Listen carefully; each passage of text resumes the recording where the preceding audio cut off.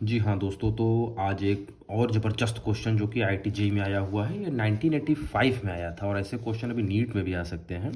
Chapter का नाम है एटम्स एंड नेक्ली और आप जानते हैं कि एटम्स एंड नेक्ली जो है वो मॉडर्न फिजिक्स का पोर्शन है। तो आइए बिना समय जाए के शुरू करते हैं और बहुत ही बेहतरीन क्वेश्चन है। देखिए क्या है question. The X-ray beam coming from X-ray tube will be, यानी कि हमारे पास ये क्वेश्चन जो दिया गया है ये क्या कह रहे हैं कि हमारे पास कोई एक मान लेते हैं एक्सरे ट्यूब है इस तरीके की। क्या है? एक्सरे ट्यूब है और यहाँ से एक्सरे बीम बाहर आ रही है। ये एक्सरे बीम यहाँ से क्या हो रही है, इस एक्सरे ट्यूब से बाहर जा रही है। तो ये जब एक्सरे ट्यूब से एक्सरे बीम जब बाहर जा रही है तो इसके अनुसार यानी कि अकॉर्डिंग टू दिस स्टेटमेंट इसमें चार ऑप्शन दिए हुए हैं। पहला है द रे विल बी मोनोक्रोमेटिक।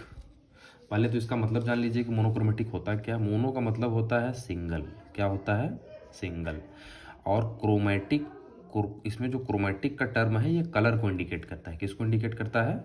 कलर का। यानी कि कोई भी रे मोनोक्रोमेटिक तभी होगी अगर वो सिंगल वेवलेंथ वाली रे कंटेन करेगी, तब वो मोनोक्रोमेटिक कहलाएगी। यानी अगर उसमें जैसे हमारी वाइट लाइट होती है, ठीक है, वाइट लाइट हमारी जो होती है, वाइट लाइट में हम लोग जानते हैं कि इसमें 7 कलर होते हैं। कितने कलर होते हैं? 7 कलर होते हैं। और उसको हम लोग बखूबी जानते हैं, क्या होता है भाई? विबग्योर। विबग्योर। तो भाई ये वाइट लाइट जो हमारा हो गया, तब इसको हम लोग मोनोक्रोमेटिक नहीं कह सकते।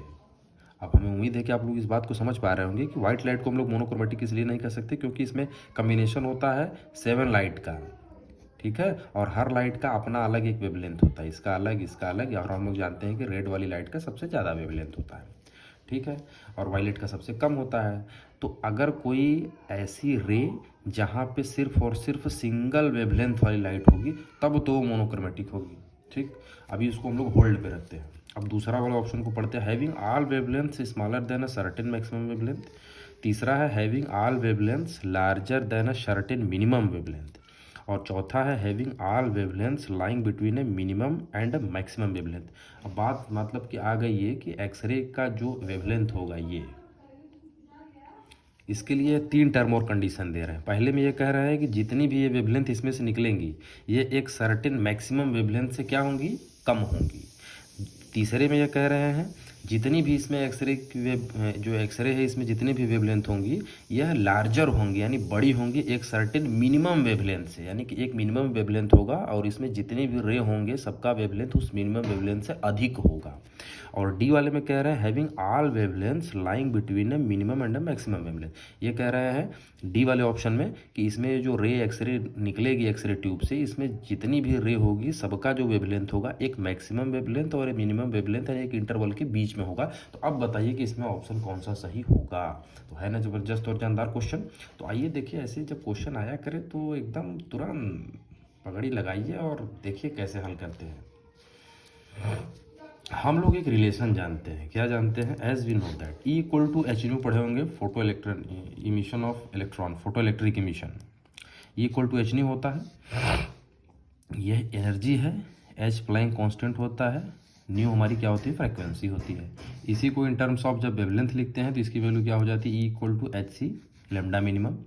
और उसके बाद ये देखिए लेमडा मिनिमम को जब लेफ्ट भेजेंगे तो एनर्जी हमारी क्या हो जाएगी? राइट में आ जाएगी। तो lambda minimum equal to H C है तो यहाँ एच सी हो गया। सी वेलोसिटी ऑफ लाइट होती है। ई इन टर्म्स ऑफ अगर ये एनर्जी है इसको इन टर्म्स ऑफ वोल्ट लिखा जाए और चार्ज तो इसकी वैल्यू होती है चार्ज इंटू वोल्ट।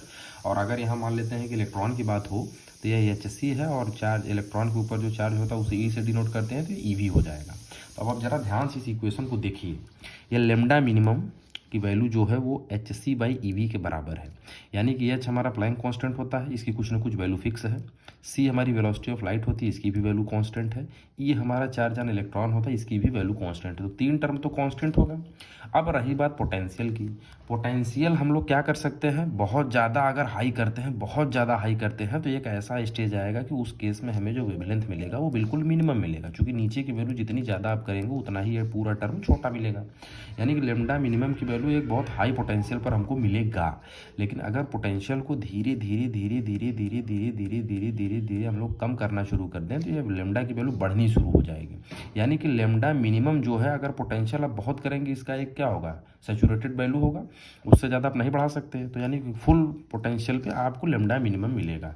अब अगर पोटेंशियल की वैल्यू आप धीरे धीरे कम करते हैं तो उस केस में जो लेमडा की वैल्यू होगी वो धीरे धीरे धीरे धीरे बढ़ती हुई आपको मिलेगी। तो बढ़ते बढ़ते बढ़ते एक ऐसा स्टेज आएगा कि भाई जब आप पोटेंशियल की वैल्यू जीरो कर देंगे तो लेमडा की वैल्यू इन्फिनिटी हो जाएगी, वो भी फिक्स नहीं है। यानी कि लेमडा की जो वैल्यू मैक्सिमम वैल्यू है वो हम लोग डिसाइड नहीं कर सकते कि ये कितनी है, वो इन्फिनिटी हो जाएगा तो वो अननोन वैल्यू हो गया। हाँ, लेकिन मिनिमम वैल्यू हम लोग डिसाइड कर पा रहे हैं।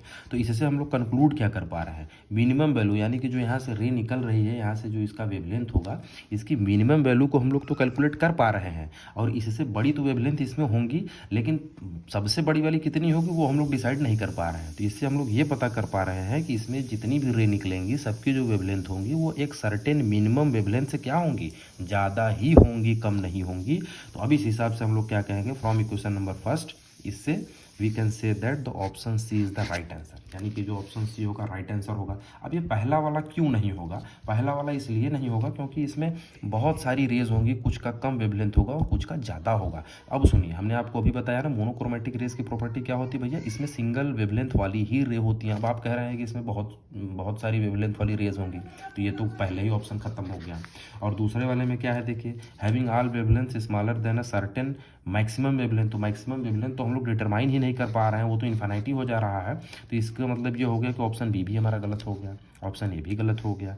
Having all wavelength lying between A minimum and maximum wavelength. भाई मिनिमम वाला तो हम लोग कैलकुलेट कर लिए, लेकिन जब मैक्सिमम की बात हो रही है तो वो तो इन्फिनाइट हो जा रहा है, उसकी वैल्यू तो फिक्स हो नहीं पा रही है। इसका मतलब ये है कि ये वाला भी ऑप्शन गलत है। तो कुल मिलाकर हम लोग ये कहेंगे कि having all wavelength larger than certain minimum wavelength, जो कि हम लोगों ने यहाँ से इसको कैलकुलेट किया है। तो आप देख पा रहे हैं कि जो लिम्डा मिनिमम, यानी कि इसमें इस एक्सरे ट्यूब से जो एक्सरे निकलेगी, इसमें जितनी भी रे होंगी सबका वेवलेंथ एक फिक्स्ड मिनिमम वेवलेंथ से ज़्यादा ही होगा और मैक्सिमम वैल्यू फिक्स्ड नहीं है। तो हम लोग ऑप्शन सी को पढ़ेंगे, क्या है देखिए, having all wavelength larger than a certain minimum wavelength. तो हम उम्मीद करते हैं कि आप लोगों को ये क्वेश्चन बहुत अच्छी तरीके से समझ में आया होगा।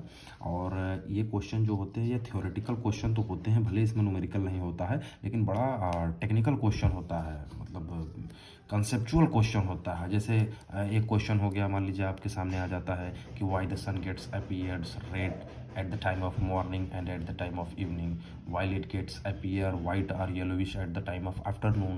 तो इस तरीके के भी क्वेश्चन आ सकते हैं।